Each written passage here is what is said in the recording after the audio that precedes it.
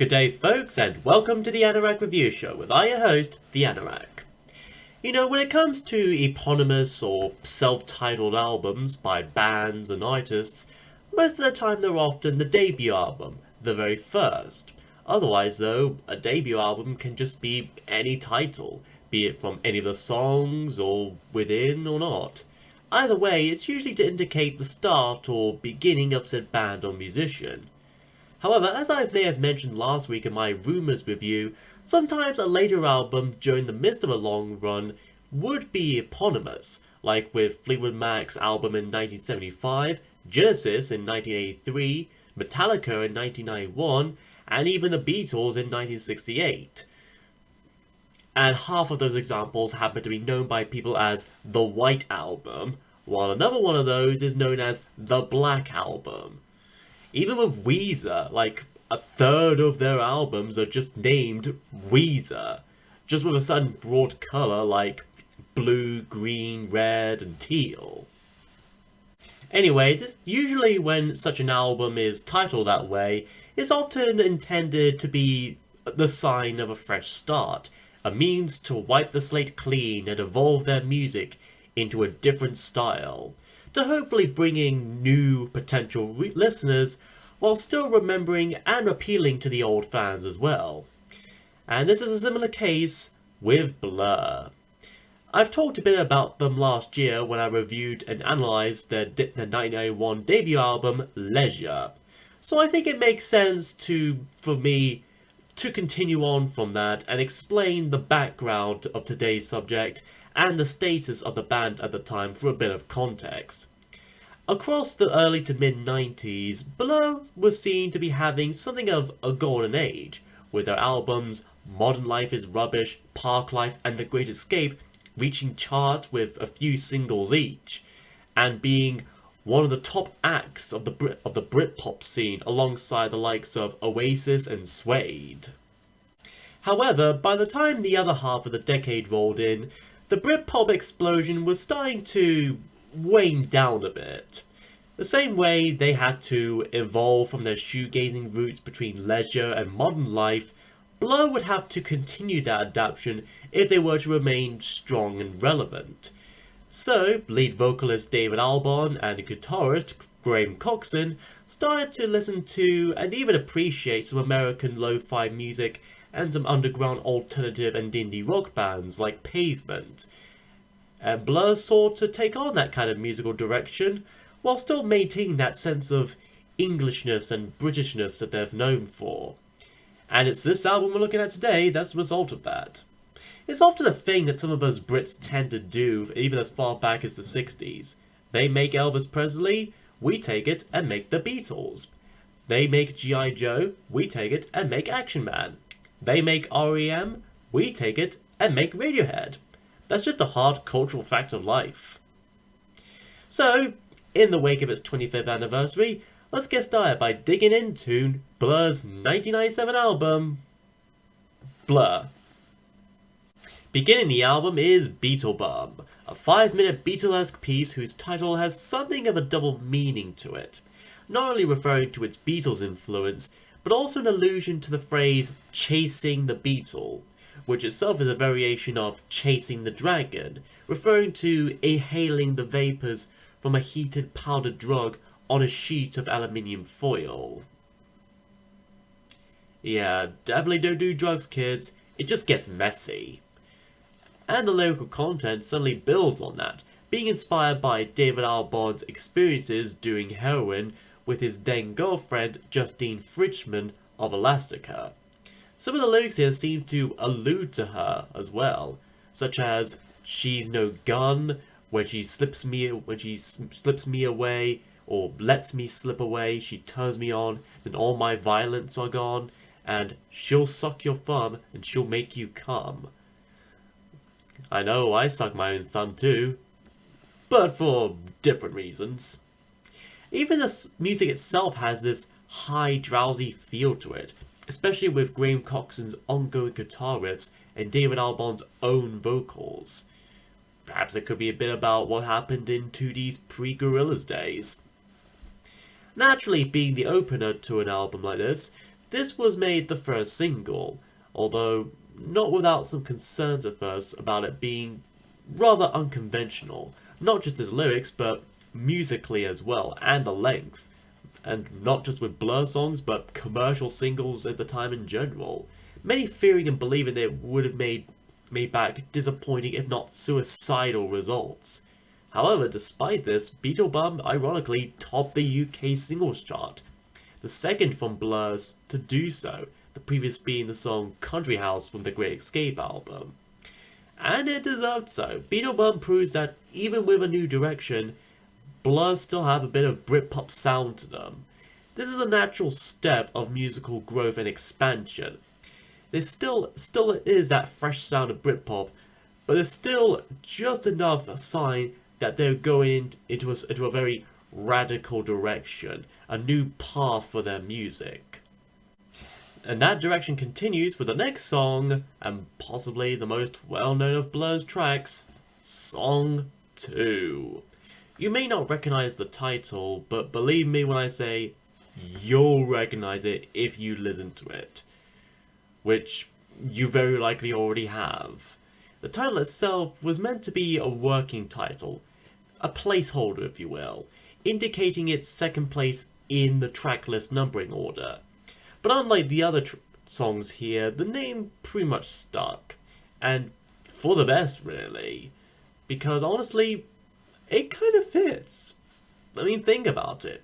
The song lasts for 2 minutes and 2 seconds.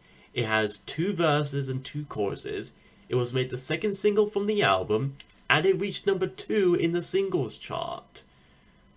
Yeah, something to think about.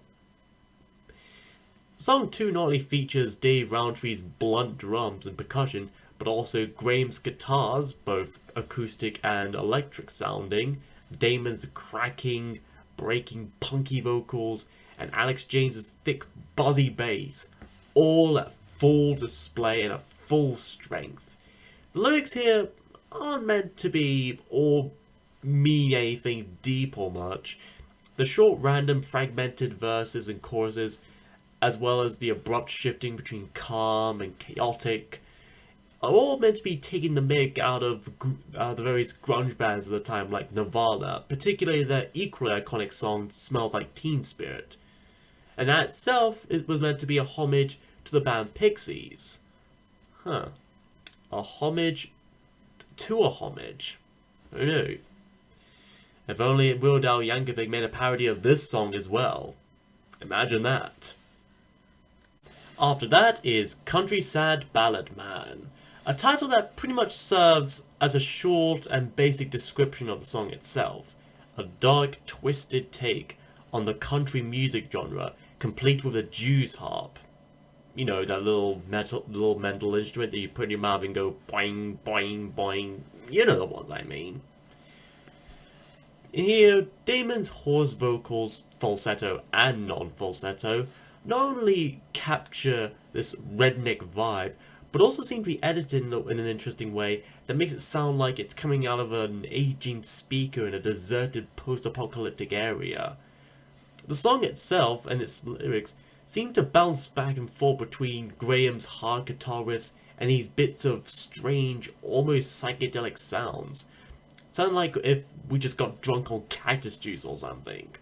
The lyrics themselves seem to hint at this feeling of isolation, with Damon hinting that he's nowhere, sleeping all day and spending money. And in the end, he's a country sad and he's a ballad man. So he's a man who has ballad powers? I don't know. But there's also a recurring mention of VIP 223. Now VIP obviously and often stands for very important person, but 223? What does it mean exactly, especially in the context of the song? I have no idea. Sounds like a code name for a private jet or something. Anyways, this is definitely among Blur's more stranger songs. And that's a compliment. I do love me some strange, bizarre, avant-garde music every now and then, especially when it comes from such a good rock band like Blur. Next is MOR. What it stands for exactly? I also have no idea. Actually, it turns out in the lyrics it stands for middle of road, as in middle of the road. The term is often used to refer to a musical radio format that often plays simple, easygoing pop and soft rock songs and records. Mostly an American thing, I think. However, this song is anything but soft or easy, with Graham's guitar becoming more jittery and stammering like a motor engine trying to rev up. This song takes a lot of influence from David Bowie, specifically songs of his such as Fantastic Voyage and Boys Keep Swinging, both of which from the Lodger album. Even having to credit him and Brian Eno due to the similar chord progressions as well as the call and response style vocals in the chorus section. The song was also made the fourth and last single, and it's quite a good choice in that regard. Like with Song 2, this could be seen as a brutal and honest commentary on the music industry and the sense of conformity from it, with the lines, "I need to unload," under the pressure, gone middle of the road, fall into fashion, fall out again. Kind of indicating how easily pressuring a job like this can be, having to write, record, and produce mass music out there under mandates. And it's all gonna fall out of fashion inevitably and all gonna move on to the next big thing. Although the lines, "Here comes tomorrow, 1, 2, 3 episodes," while it may refer to how bands are often used to churn out and manufacture songs and albums just to sell off copies and records without any much artistic merit, it also kind of sounds like Damon is just binging a show or two on Netflix. Then the song ends abruptly as if a turntable got shut off while playing a song on vinyl and it kind of slows down quickly. It's quite an interesting way to end a song like this and very clever, I must add. Then we have On Your Own. Made the third single of the album, this tune is somewhat different from most Blur songs. And considering what we've listened to so far in this album, that may say something. Featuring a Roland TR-606 Drumatics, this song combines glitchy guitar strumming with some hip-hop style electronic musical beats. And on top of that is Damon's hardcore accented vocal, almost rapping in a way. In fact, Damon considers this song in particular to be, and I quote, "one of the first ever Gorillaz tunes," unquote. And listening to it, yeah, I can see what he means. The emphasis on the electronic music as well as the tone, the mood, and the lyrics, it do seem like a proto-Gorillaz, something that would lay the foundations for the virtual band. Plus, one of the lines in the chorus is "Hooligan Gorilla," so there's that. Speaking of which, the lyrics seem to reference a bit more of American life more, and just modern life in general, with a man in a teepee in California being mentioned, for instance. How we enjoy life and roll with punches, but then we all end up the same in the end and on our own. It's another one of the many, many, many underrated Blur songs, in my opinion. And if you want to hear the earliest roots of Gorillaz, give this one a go and listen and see if you might like it. Afterwards is Theme from Retro, a mostly dubby instrumental space rock track that's very reminiscent of Hawkwind and even a bit of early Pink Floyd. The title makes it seem like it's part of a soundtrack to a film or a TV show called Retro. However, I couldn't find any film or show that goes by that simple name, at least on Wikipedia, so feel free to make one if you please. Or maybe there's already one on IMDb, I don't know. The use could likely refer to the nature of the song itself, being retro by imitating older music from a past era or decade. The reverbed and delayed sounds of presumably Damon making these wordless calls add this ghostliness to an already chilling track, similar to a 50s horror film, like something out of Hammer maybe. I guess that's where 2D guys love for zombie films. All in all, this song definitely shows a lot of that lo-fi influence that Damon and Company had taken in when working on his album and what they were trying to go for here. Following this is You're So Great. Oh, why thank you, this song's so great too. At least, if you know what you get into with this piece here. Mainly featuring Graham on both acoustic guitar and leading vocals, so at least he gets a chance in the spotlight to sing. The song itself has this muddy quality to it, which I think adds to the charm of it. Much like Country Sad Ballad Man, this does feel like a unique take on a conventional country song. In here, Graham sings about an introspective, about how mundane and repetitive life can be, repeating lines such as sad, drunk and poorly, tea and coffee, and I feel the light. Apparently implying on how he has been addicted to alcohol for quite some time. Similar to how Damon has his kind of sort of addiction to heroin back then. So I guess you can say he feels the white light? Eh? And by the end of the track, the electric guitar comes in play in harmony with the acoustic, getting a sense of control, balance, moderation, and clarity, albeit on a still slightly ambiguous note.